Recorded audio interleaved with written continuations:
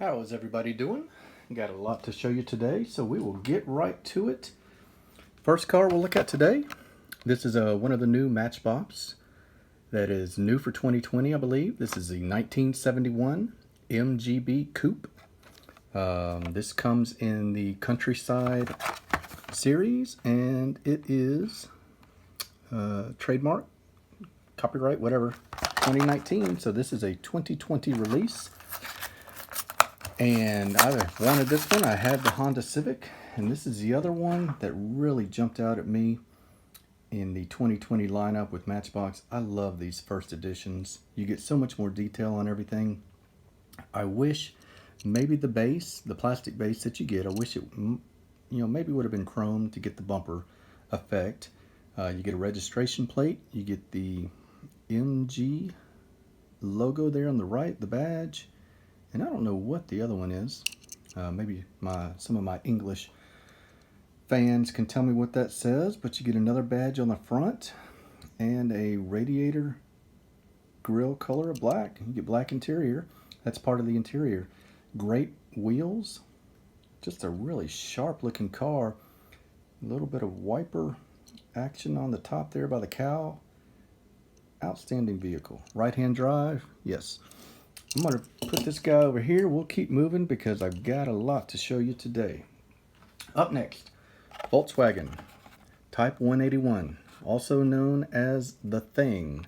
This is another first edition. I confirmed that on the Hot Wheels wiki, whatever it's called, database, that you can go and see all the different variations. This is trademark 2008, so this was a 2009 release. The vehicle itself, these were made from 68 to 83, made worldwide, a bunch of different plants, and it's also called a Trekker, a Safari, and something in Italian, Pescasia, maybe? Cool thing about this vehicle is all four of these doors, which you see are identical. All four were removable and interchangeable. On the vehicle itself, we've got a satin tan finish. We've got headlamp decals, tampos rather, a Volkswagen badge on the front. It'll get barely in focus there. Some turn signal detail, different color roof, which was canvas, I believe. Pretty good wheels on this, open rim. A little bit of engine detail on the compartment back here. That's pretty cool. And the full tail lamp paint job. So you got the turn signal, brake light, and reverse lights. Really sharp car from Hot Wheels. And yeah, love it. First edition Volkswagen Type 181, also known as the Thing. Up next, not sure if this was a first edition. I don't think it is, but it's an old one. This was one that I found at my Diecast store in Coleman, Alabama. This is a 2008 release from Matchbox. It is a Austin FX4 London taxi. You can see I paid $1.25 for this 12-year-old vehicle. This store is just an absolute gold mine for me. And I love this car. I've told you guys before, I love most things British. Especially British vehicles. Great registration plate on the back. Even got some, looks like a black piece of trim, like the weatherproof trim you would see on a window. The car itself just really is cool. These were made from 1958 to 1997, and it is the most widely used cab in London.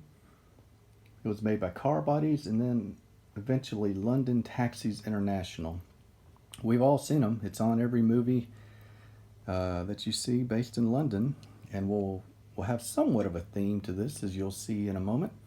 But the car itself is a metal body, plastic base, pretty cool transmission detail on the bottom. Wheels look right for this vehicle, and this is a great silver paint job. Nice high gloss finish. Just looks like a very, utility vehicle. I've got another version of this one in black. Not quite as much detail, which suggested to me that maybe I got a first edition on the other one. This one has headlamps, turn signals, still has the taxi bar on top, gloss black finish. But going back to the other one, yeah, it's just a little bit more detail. Tail lamps, plate on the back, and I think the wheels are more suited to it. So we'll put this one over here with its buddy and keep on trucking. So, had to get this one. This is from Greenlight. This is part of their vintage ad cars. You can see 1986 Chevrolet Caprice Brougham. This is something that Greenlight is doing where they show you the old vintage ads. And this is a brand new release. I saw this vehicle on a Chasing Diecast Cars stream. I think it was a stream. Might have been just a video that he puts out where he had this version as well as the raw version. If you don't know that channel, that's one to check out. You'll see a very comprehensive look at diecast brands, particular cars, the corresponding chase vehicle that goes with it. Give that a shot. Chasing Diecast Cars. But back to this car. This car is cool. It calls out to me. My family had one of these, or one very similar to this when I was growing up. And if you will look on this back window tray back there, that's where you would find me, little David, as a 4-year-old riding, believe it or not, before we had seatbelt laws and child seats and all kind of regulations that we needed, because kids were riding around in the back of the windows like that, waving to other cars as they drove behind me.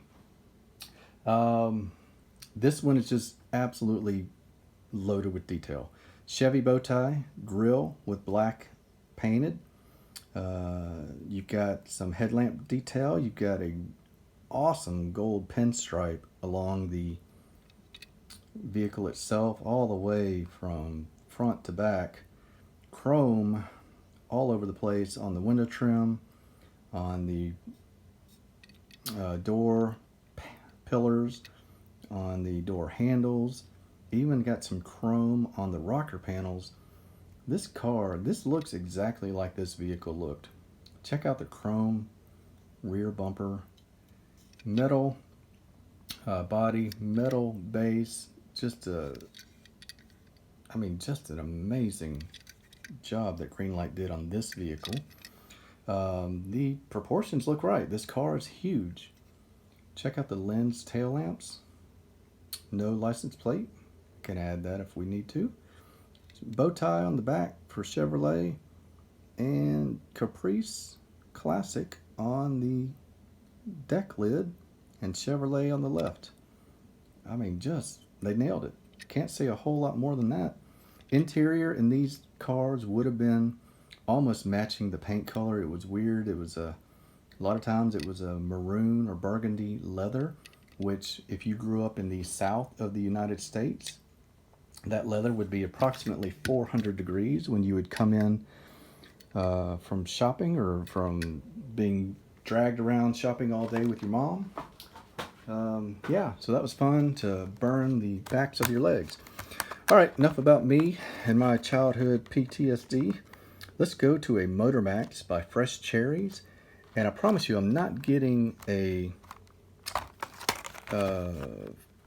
any kind of premium paid for by Chasing Diecast Cars, but his latest stream this past weekend had another Motor Max. The entire stream was about Motor Max. I learned so much about that brand.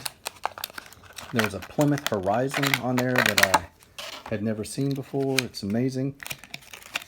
And almost as amazing to me is this 1971 Ford Pinto.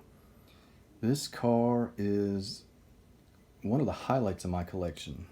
Got 1971 on the front license plate, a grille, lensed headlamps, indicator lights. Look at that look. That is almost unequaled with in terms of being distinct and recognizable. The Pinto is just as bad as it was. It is so recognizable. It was recognizable for several reasons, to be honest.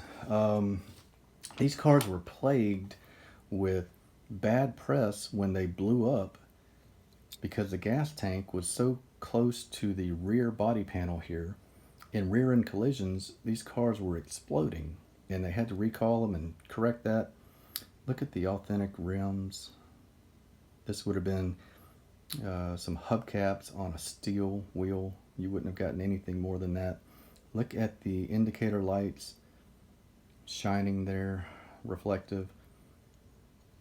Man, these are just great cars. This is from their Fresh Cherries series. This car in real life, 75 horsepower. And one other unique fact about the Pinto. In college, I studied business. In business classes, this vehicle was the subject of every Business 101 entry-level marketing class in terms of mistakes made by American companies marketing overseas. They marketed this car in Brazil without checking to see what Pinto translated to. And of course, it meant tiny male genitals. So they quickly changed the name to a Portuguese word for horse. So another fun fact for the Pinto, and we will keep on trucking. In fact, I need to move him over, make room for one more. Let's go back to our taxi cab theme. This is a 1972 Checker Marathon. Checker is the company that does all of those yellow cabs you see in all those 80s American movies. This is from Greenlight, one of their B Coupe auctions. This vehicle in real life sold at auction. It was in mint condition, very low miles, and it sold, disappointingly to me, $10,000. Not a bad pickup for somebody. Only 45 of them were made with the specifications of this vehicle. So the reason I bought this, it's a cool car, yes, but I did not know that Checker, the company that made the cabs, actually marketed their vehicles for consumers as well. So there are not a whole lot of Checker diecast options if you want a civilian car, but this is one from Greenlight, one of their B Coupe auction series. You get some chrome paintwork on the side. You got Checker there on the fender. You got chrome door handles all along the windows. A matte black finish to represent a, the canvas top. A little bit of detail right there. Something you would see maybe on a Cadillac, that applique that they put on the side there. And then you've got the body. Everybody recognizes that body. You know, you can just imagine that with yellow and Checker Cab Company on the side there. These were made in 1961 to 1982, made in the U.S. And that's about all I got on this one. You get some cool details. You get tail lamps. Looks like they're get smaller as you go down and disappear. You get some side marker lamps right there, and you get all painted lamp detail on the front. Metal body, metal base, loads of detail on the base. No matter how many times, I can't ever guess which way. And this one also has an opening hood. Look at all the detail in that engine bay. Trying to get it to where the light is. Absolute great car by Greenlight. All right, so we're going to put the Checker cab over here. And now we're going to show you what I have been waiting on for a while now. I ordered it online, and it is the nicest vehicle in my entire collection. And this lovely lady arrived in my mailbox yesterday. You'll note the official Rolls-Royce logo right there. Oddly enough, I have no idea which company makes this, and I'll show you why. On the eBay listing, it does not have any company name. On the back here, as you'll see, Nothing. I mean, just nothing that tells you who made this car. Maybe it's a knockoff. Maybe it's not even officially licensed. That may be the case, to be honest. But I don't care because it is absolutely stunning. We'll take it off the base. Don't worry about that. This one's mine. And we will take a look at a Phantom Coupe. I've loosened up some of the screws already. It came really well packaged and screwed down tight. No moving, no parts flying around.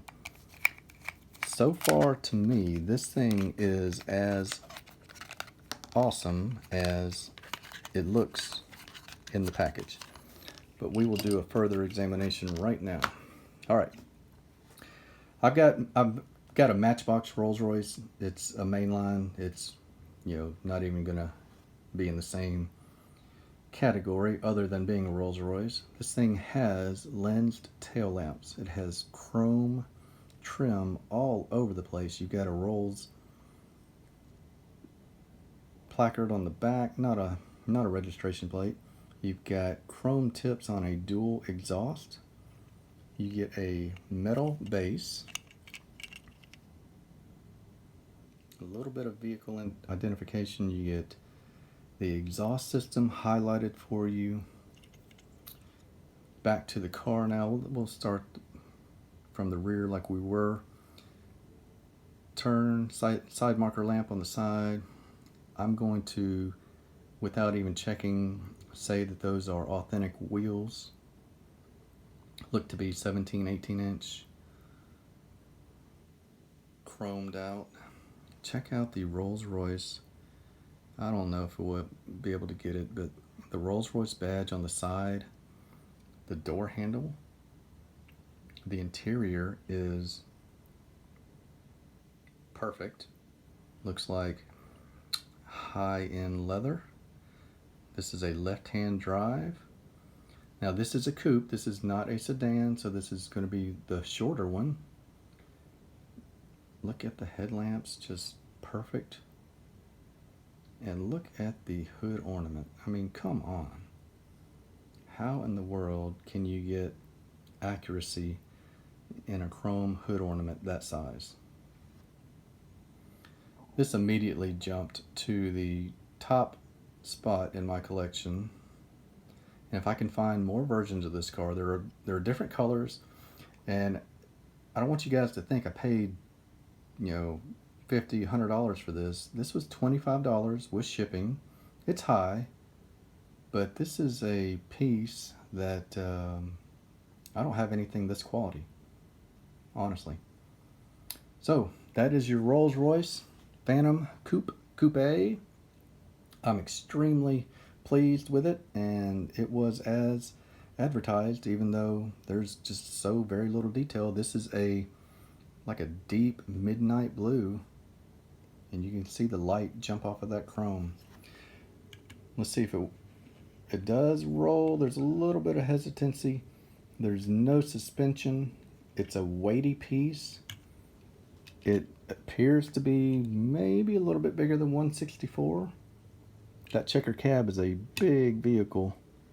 Now this Caprice is a monster car as well, so I don't think the Rolls is true 164. I think it's probably 160, maybe even a little bit bigger, considering this is a coupe. So that's it, folks. We got a Rolls Royce. We've got a London Taxi. We got a Ford Pinto. We've got the entire spectrum today. I hope you enjoyed the video. I've enjoyed making it and showing it to you, as well as all the other videos I've made. I enjoy showing the cars to you guys. Hope you guys are having a great day. I will see you on the next one. Remember, this Friday we've got a Ferrari Friday. We're going to crack open loads of vintage Hot Wheels Ferrari and stick them in the collection, and you'll get to see my other Ferrari in the collection as well. Talk to you later. Have a good one.